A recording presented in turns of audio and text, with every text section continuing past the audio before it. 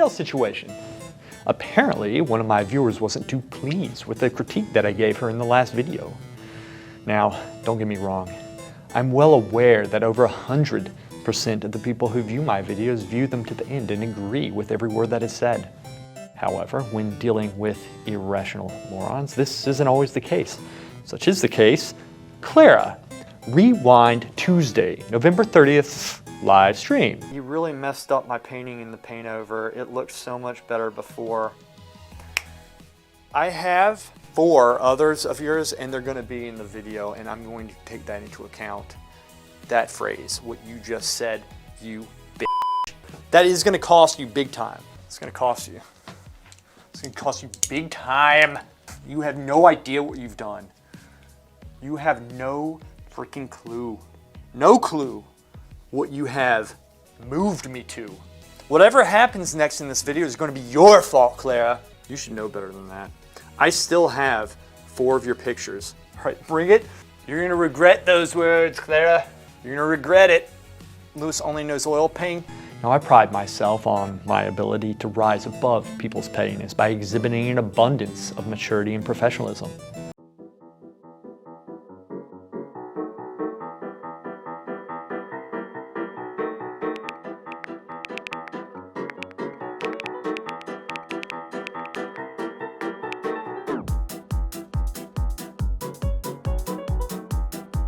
One of the best things you can do to improve in art is to look at your own work honestly and critically.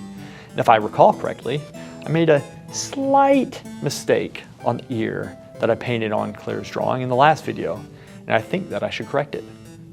All right, so I'm going to work on this just a little bit more and see if we can correct the anatomy in the ear. And I turn it into an elf ear, completely realistic. These things do exist. I kind of feel like we need to do something to specify the mood of the painting, the general feel of this work. And I think we can use the hair to do that. Clara, I think this is gonna really help your drawing. It's gonna move it forward quite a bit, especially since you weren't pleased with my work. Probably not this ear because, you know, can't really please a moron. I think I can do some improvements on it. So let's see what we can do to fix this more to your probable liking.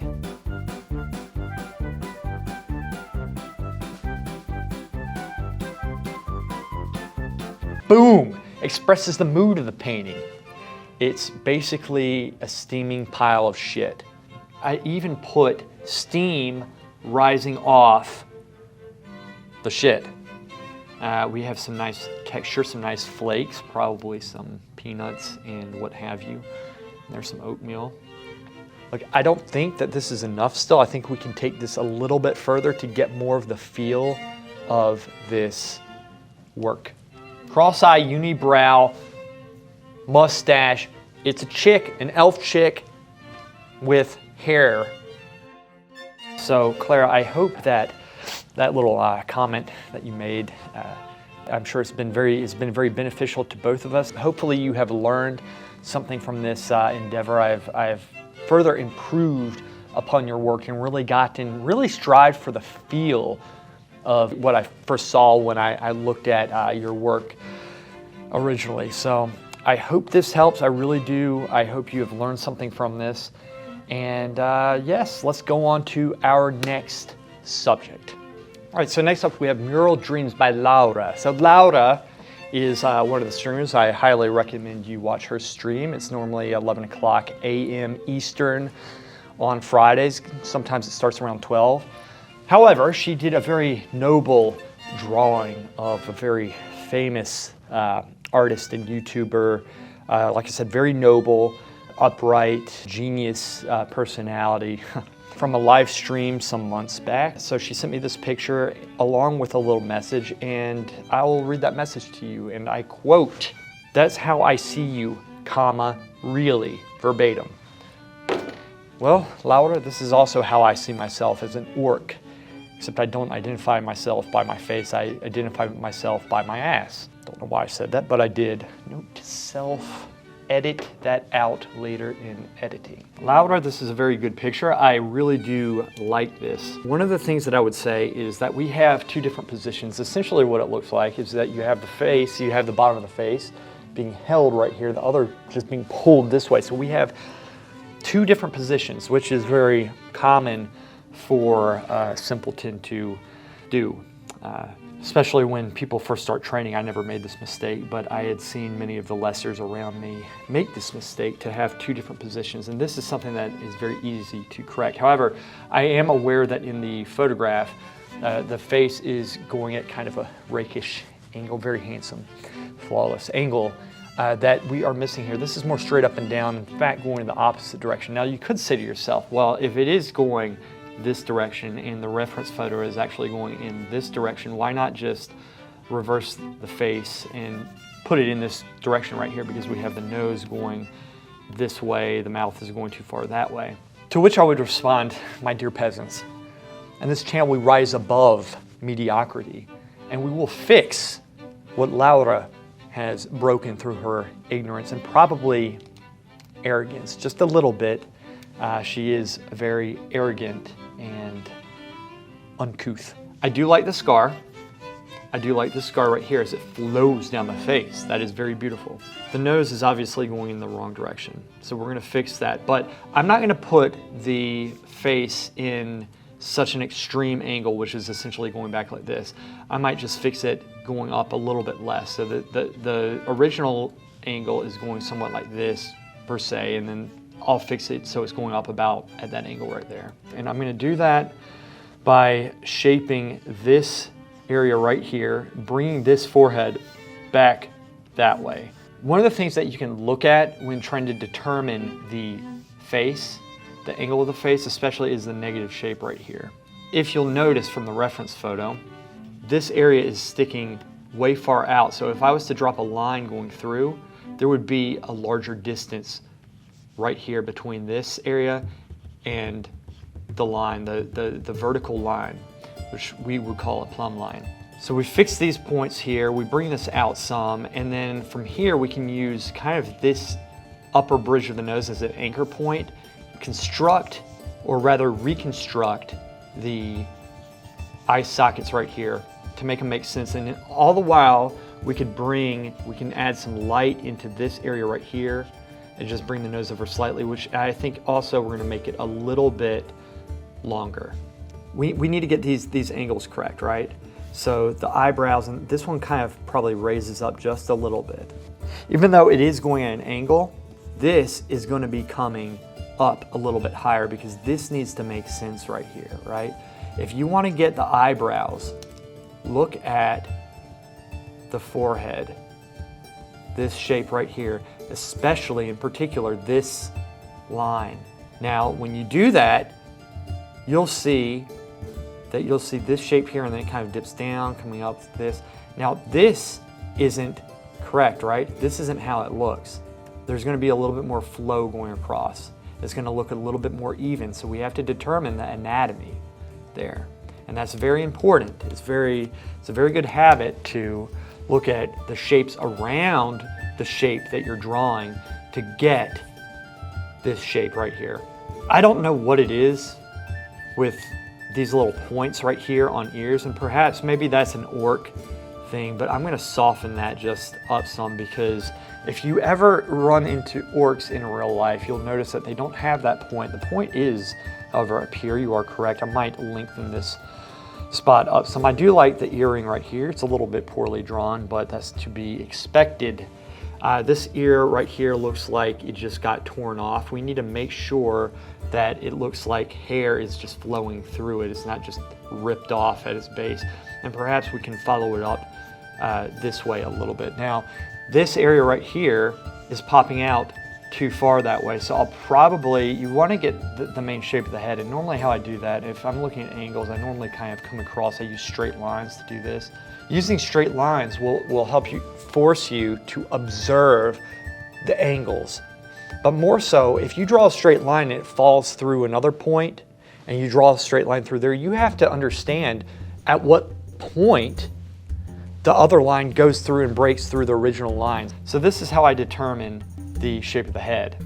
I'll probably bring this in some that way here, and then it kind of falls more down like that. So then this way, this is how I see the shapes, right?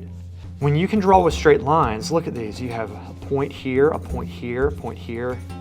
You need to be able, when you draw with straight lines, it forces you to see this is an angle. And then when you start another line, you have to say, okay, well, does this other line go through this way, or does it go through here? Where does it go through? It essentially makes it so that you can see this whole shape very simply. Because now that we have points that you can measure off of, you can look at these points and say, okay, this distance, this distance, this distance, we can relate all these points together to form an overall shape. All right, so these are the main changes that I'm going to be making, and I'm also going to start adding some anatomy, working the technique up a little bit, trying to improve upon the technique. This technique, I think, could benefit from having a sharper pencil and a more practiced hand at shading. And so I will go over and show you some shading techniques as well. But first, let's get to the drawing and see what I can do with it.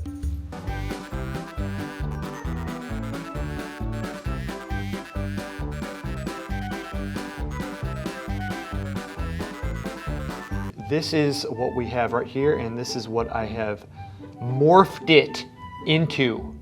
Boom! An orc me. Before, after, ugly, beauty. Laura, Lewis, moron, genius. Okay, so what I have done with this, I worked this area. I brought it so that, like I said before, if you draw a line straight up and down through, there's going to be a distance between right here. I changed this angle, I brought this in this way. I reworked the nose, I brought this part over just a little bit, and at the same time fixed these angles right here, and so that it looks good right here as a shape, but also so that this makes sense as a shape, right? These lines are touching it. This line both denotes the forehead area and the eye socket, so both of them have to make sense. So it would stand to reason that as artists, as geniuses, as superior beings with superior intellects and just being morally better in general, we would be able to see the entire shape of the face, not just everything piecemeal, right? So we want to see all that at once, all at once. I reworked the mouth just a slight bit, added a little bit more depth to it. I added some structure into the chin area, really all around. I did rework the technique. And as I talk about in all my other videos, it's very important to have a unified area of light, right? So a good drawing or a painting has a very strong unified sense of light to it. It has a nice flow of light, let's put it that way.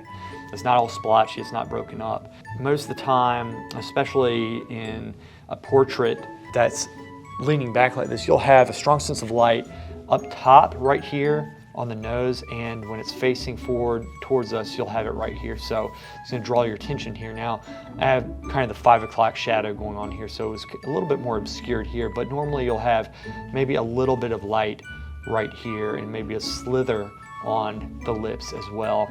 The tusks too will have some light on them. You cannot leave those out, as will the ears, especially this part right here, this part, and up top, right? So this area has some light, as does right here. I corrected this tusk right here. I brought it over this way some, as you can tell, and let me flip back and forth because I know this helps. You can see it shifting just a little bit here. All right, and the reason why I did that was because when we draw a line right through here, right through the center, now this is more even. Whereas before, let's leave this little sketch up. Before, this is how it looked, and you can tell that this distance is a little bit different than over here, right? We have that distance and we have this. But this is going to be, this is shorter, okay? So I essentially corrected this distance so that now this is correct. I fixed the anatomy of the ear, as you can see right here. And I also fixed this hair piece so it cuts through the hair without making it look torn to pieces.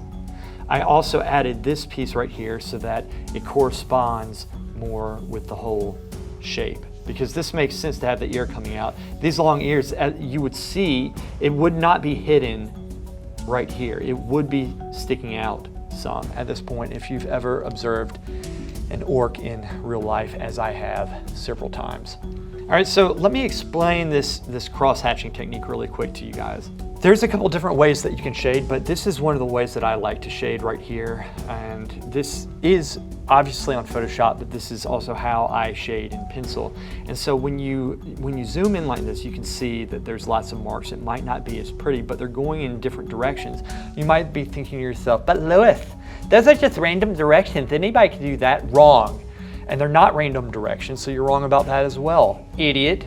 So essentially what it is, you have lines that are flowing with the form and flowing across it, okay? And there's a difference. And what do I mean by form? I mean by form the anatomy in the planes. For example, if you have a plane, if this is a plane right here, right? This is a shape. It's like a flat surface, flat-ish, right? If you want to flow with it, this is flowing with the form right there. That's flowing with it. Going across it is going this way. And so what am I doing? You can cross hatch and you can shade, and through the direction of your shading, you can actually you can turn form, you can make it look three-dimensional. Turning form in this case is anatomy. It's the three-dimensionality of what you're looking at, right? It's the anatomy in a face. In this area right here, I want you to notice these lines going in this direction, these lines kind of going in this direction, okay? So this is going across the form. All right, you see that? Now I want you to notice these lines right here too. And granted, I drew over Laura's incredibly uncontrolled and messy shading. So this cross hatching right here will form a transition from the dark to the light. That's an L. All right, so we can see it right here as well. This is coming this way. We have some here, but we also have a couple marks coming across that way. And I like to cross them, sometimes I don't cross them. But as you can tell, we have it all around. And the nose is a very good example too. Let me zoom in to the nose, because I want you guys to understand this. This is very important. So the nose, the form is going in this direction, okay? Anything going this way is flowing with the form. So I cross hatch with the form here, you see? 1, 2, 3. And they get progressively darker, right? You just get tighter. The lighter you get, you can loosen them up and kind of make your lines lighter. And then we're going to be going across the form up top here, like that. And you can put this curve on them if you want to. And this takes practice, but in doing that, it will denote form. And this is very important stuff. We have these slightly curved lines going across here to denote form. And then this one's kind of flowing with the form going upward. There's a shadow coming up. And then I have a couple lines here that kind of fade out to light. And that's going to make the form of the nose turn up from dark to light right there. And so again, let me show you this part right here. This is the part that I'm talking about when I say that. And this is very, very, very zoomed in. Very zoomed in. So let's zoom back out and see the effect that it makes, because this isn't too pretty looking close up, but when you look further back, as you can tell, it makes a little bit more sense. Now we can see this area does have a kind of curve going up into the light, and that's by design. A little bit obvious how I did it also in the tusks here. I have it here and then a couple going here, but I kind of wanted them to be a little bit jaggedy and rough, so I didn't have very fine lines with it. So when you're working with humans and organic flesh, right, your lines for the most part, they're going to be a little bit finer. They're not going to be so rough, unless that's the effect that you want, but they're going to be a little bit smoother to denote flesh. And that's very important. So there was a shadow coming down, essentially coming down this way, all right? And then I have it coming across here. So I'm kind of flowing with the form of the shadows, right? And then I'm going across it with a shadow. And this is kind of in itself its own plane, because you have the light area right here is facing the light. You have a darker area that's going into the light and is overshadowed by this top piece. And you have this area as it curves back that way. So this is the front part that's closest to us, and then it kind of goes back again right here. So there's this curve, this slight curve. Now, this is all affected as well by the eyebrow and the fact that this juts out and overshadows these parts right here. But I really want to impress on you guys that just because we're working in two-dimensional surfaces, that does not mean we should be thinking two-dimensionally. We should be thinking three-dimensionally and understand these shapes as planes. We should be able to break down these shapes into individual planes. Even though this is a very subtle area, we can still see 1, 2, 3 planes, and then you can divide it up. Also, let's see, it would be vertically as well. You divide it up, going across like this, meaning vertically, like top, medium, and then bottom planes, right? You can divide them up like that and make sense of, oh, well, that's why there's a shadow there. That's why there's light there. So this is a very important way of thinking. Now, let me say this. I don't always take all this stuff into account when I draw. I do it oftentimes. I do this, but you don't need to be spinning your wheels with this, but I do want you all to start trying to understand this. A more obvious plane, for example, the planes in the face right here, these planes right here, these planes, and then this. And granted, you could at this point break these pieces down into planes. It really depends on how specific you want to get. All right, a plane's like a surface. That's what I mean by a plane. I'd be thinking, what the hell is he talking about? Plane. Plane's like a surface, a flat surface. So sometimes you'll see a sculpture and the artist has gone through and created a face with flat surfaces. And each of those surfaces have a specific shape to them and they break at a certain angle. But in itself, it forms a three-dimensional representation of whatever portrait that they're working on. That's what I mean by planes. As his bulging biceps worked in perfect harmony with his glorious and buttery triceps to form perfect pencil strokes, which, one by one, covered up the crappy work of his subjects and replaced them with flawless masterpieces, Lewis directed his substantial and overwhelming brain power to Clara. Even though he had risen above her snide remark and unwarranted attack, Lewis still felt a noble call to help this poor, disillusioned, fragile, and smelly creature. As was the case with Queldar, Lewis was used to dealing with buttholes and guiding them on a more superior level of existence. And so it was that Lewis mustered his great reserve of maturity that very few, nay, no human except for he thus yet possessed, which enabled him to rise above the morons.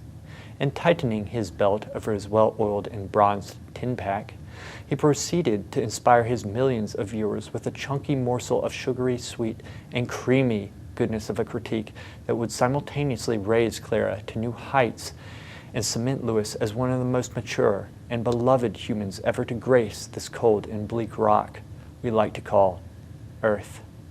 All right, Clara, so you have effectively made this drawing for a brochure. Very nice, though. I don't know why you chose to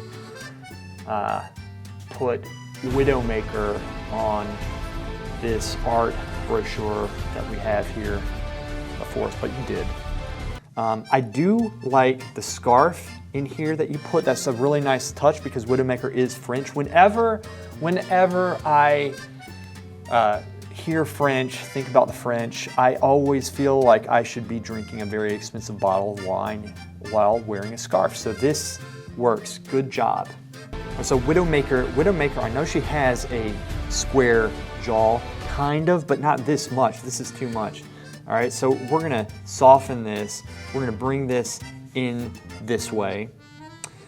She also doesn't have this dog nose that you have right here. And yes, it is a dog nose. We just need to go and add some form into this area right here. I'm gonna rework the mouth a little bit. I think we can do a little bit more with this piece right here. See, the two things really that bother me, actually there's multiple things, but these two things greatly stand out because it's the face and I'm a highly trained genius painter, no effort on my part whatsoever. This stands out right there, it just dips in too much, as does this, right? That, aside from this being too big.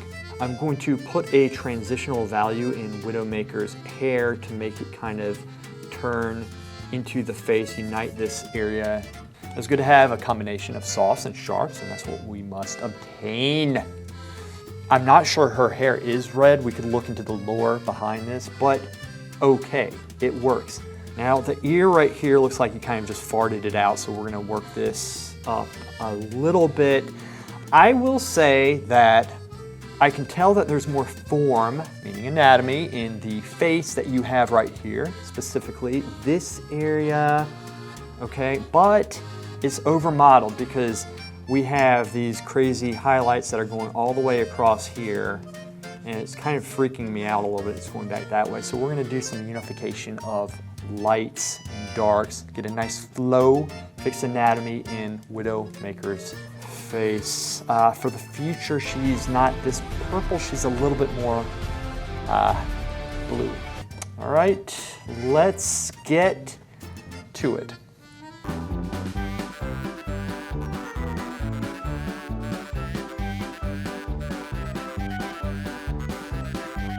All right, so now we have the before and then we have the after. Boom! There we go. Those are the shifts that I have made. All right, so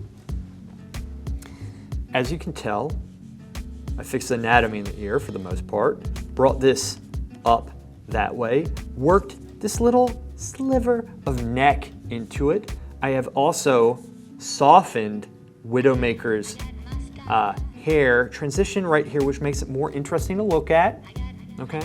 I have unified the light in the face in this area specifically, though I have implied form in here through expertly crafted strokes of this mechanical Wacom pin.